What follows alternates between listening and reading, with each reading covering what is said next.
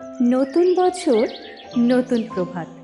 প্রতিদিনের মতো আজও শুরু হয়, কিন্তু এই দিনের অনুভূতিটা একটু আলাদা, একটু বেশিই আপন।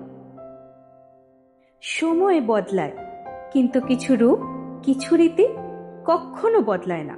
সেই রূপেই নিজেকে জড়িয়ে নেয় সে।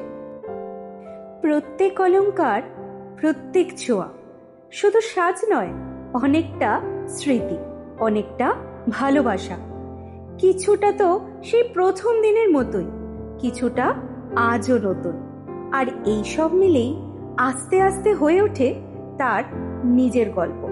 আলতারাঙা পা আর নুপুরের কোমল শব্দ, আর এইভাবেই পুরনো রীতি মেনে নতুন বছরের শুরু। খাতা খোলা আর প্রার্থনার মধ্যেই নতুন পথ চলার সেই এক নতুন অঙ্গীকার।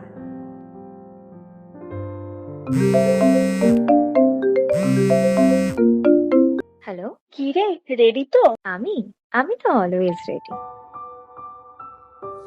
জীবন শুধু এই চেনা পরিবেশেই বন্ধ থাকে না, তার বাইরেও আছে অনেক গল্প। আর সেই সব গল্পের সাথে তাল মিলিয়ে চলে সে।